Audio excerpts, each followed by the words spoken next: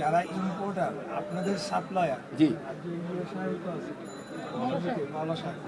আপনাদের যারা সাপ্লায়ার তারা যদি কোনো ধরনের প্রাইস বাড়ায় আপনাদের উপর তো সেই চাপটা আসবে অবশ্যই তারপরে আলটিমেটলি ভোক্তার উপর গিয়ে চাপটা পড়বে। হ্যাঁ, আপনাদের উপর যদি সাপ্লায়াররা চাপ দেয় সেটা আমাদেরকে জানাবে, যে কোনো মাধ্যমে হোক, আপনাদের এই সমিতির মাধ্যমে হোক, ভোক্তা অধিকার পরিষদের মাধ্যমে, অথবা আমার বাসায় সরাসরি চলে যাবে, কোনো সমস্যা না নেই, তাদেরকে গিয়ে আমরা ধরবো। কিন্তু সাধারণ আমরা কাজ করতেছি সাধারণ মানুষ যাতে একদম যারা ভোক্তা পর্যায়ে যারা আছে তারা যাতে সাফার না, ভোক্তারা সাফার হবে না, কারণ পাইকারি বাজার আমার মনে হয় সব জায়গাতেই মানে মাল সবাই হাতেই মাল আছে, মাল অ্যাভেলেবল সাপ্লাই বিভিন্ন দোকান থেকে নিচ্ছে।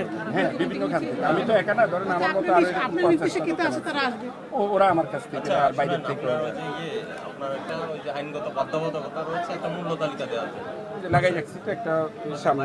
হ্যাঁ, লাগাই রাখছেন সামনে না? একটা লাগাই রাখছি। হ্যাঁ, আমাদের সমিতির থেকেও আমাদেরকে নির্দেশনা দেওয়া আছে। আমরা গতকালকে আমাদেরও একটা মিটিং হয়েছে মশলা সমিতির, আমি ওইখানে কার্যনির্বাহী সদস্য। তো ওইখানে আমরা দিয়েছি যে আমরা আগামীকালকে থেকে আমরাও সার্কুলার দিব, সবাই যেন মূল্য তালিকা প্রদর্শনীয় একটা স্থানের মধ্যে রাখে। আপডেট করতে হবে। হ্যাঁ হ্যাঁ, আপনার অবশ্যই করা লাগবে। মূল্য তালিকার সাথে ক্যাশ মেমো। হ্যাঁ, ওটার মিল থাকা লাগবে। কারণ বাজারে মাল কিনে নিয়ে গেল একজন ছোট পাইকার অথবা খুচরা ব্যবসায়ী, ওই যে যখন দাম বেড়ে যায়, যেমন পেপার পত্রিকায় নিউজ হয়, তখন কিন্তু আমরা মনিটরিং করি। ওই সময় হয়তো স্লিপটা যদি ওনারা দেখাইতে না পারে যে কি স্যার আমাদের তো ক্যাশ মেমো দেয় নাই, তার মানে আপনার থেকে আপনি পাইকারি আপনি না দিলে ওরা পাবে না কিন্তু।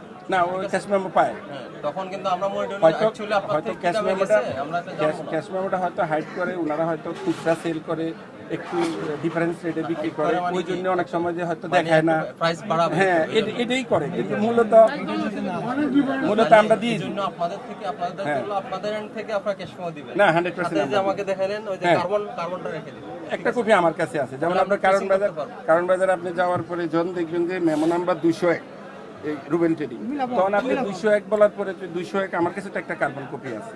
ওই ইচ্ছা করে ওইখানে কোনো কিছু সংযোজন বিয়োজন করার সুযোগ নাই, কারণ আমার কাছে যেমন ওটার একটা কপি আছে, ওইখানে বাড়ানোর কোনো সুযোগ তো নাই। আপনি কি কোনো আইটেম ইম্পোর্ট করেন? না, আমি ইম্পোর্ট করি না, আমরা ইম্পোর্টার থেকে নিই। ইম্পোর্ট থেকে না। আচ্ছা, ওই যে জিরার বিষয়টা জিনিস বলা আছে, জিরা হলো মিক্স করে, জিরা মিক্স করে আসলে পাইকারি বাজারে ওরকম খুব একটা করে না, হয়তো কেউ যদি করে করতেও পারে, না আমাদের মৌলভীবাজারে করে কিনা হয়তো কেউ করতে পারে। সবকিছু যে আমার নলেজে থাকবে বিষয়টা ওরকমও না। আমরা একটু দেখবো। না, ওরা অবশ্যই, আমরা আছি, আমাদের সমিতি আছে, আমরা সবসময় এই ভোক্তার থেকে, যেমন ওই আপনার সাথে আমার কয়েকটা মিটিং হয়েছে সম্ভবত, তো যারাই আসে আমাদের সমিতি সবসময় সহযোগিতা করে। সামনে তো ঈদও কাছাকাছি আসতেছে, রমজান মাস, ইনশাআল্লাহ আমার মনে হয় না যে কোনো আইটেমের দাম বাড়বে। সরকার কিন্তু বর্তমান সরকার দ্রব্যমূল্য নিয়ে খুবই কনসার্ন, যাতে মানুষ কোনো দোকান দিতে না পারে। আপনাদের দেখছি যে আমাদের মন্ত্রী মহোদয় সঙ্গে নিজে চলে আসছে, ঠিক আছে, এটার গুরুত্ব আপনারা বুঝতে তো পারেন, তাহলে এটা আপনারা একটু সতর্ক থাকবেন। না, ইনশাআল্লাহ আমার মনে হয় না যে, মানে আমার ব্যক্তিগত মতামত হলো যে এই ঈদে কোনো আইটেম, মশলা সংক্রান্ত কোনো আইটেমের দাম বাড়বে বলে আমার কাছে মনে হয়। আর এখানে আরেকটা বিষয় আছে, যেমন ধরেন প্রতিনিধি মহোদয় আছে, আপনিও বিষয়টা আরো ভালোভাবে বুঝবেন। এখন আসলে এই ডিজিটাল সময়, এই সময় ধরেন কেউ ইচ্ছা করলে কোনো একটা পণ্যের দাম বাড়ানোর ওইভাবে কিন্তু সুযোগ নেই। কিন্তু যারা সিন্ডিকেট, যারা কারসাজি করে, যারা বড় বড় ইম্পোর্টার তারা তো করে, তারা করে দেখি তো দামটা আপ ডাউন করে। ইনপুট ইন্টারন্যাশনাল মার্কেটের সাথে সবসময় তো সামঞ্জস্য থাকে না, যেমন আমরা মানে বলে গেলাম। জি, ওটা অবশ্যই না, অনেক একক ধন্যবাদ। নিয়ন্ত্রণ কাউকে দিব না, মার্কেট ইজি চলবে, একক নিয়ন্ত্রণ না, দিব ওই স্বাভাবিকভাবে যেটা প্রফিট হবে ওটা হবে, ওটাই আর কি স্বাভাবিক। মানে কয়েকজনে মিলে একটা আইটেম কুকিগত করা, ওটার সুযোগ নাই, আমার মনে হয় না সুযোগ আছে।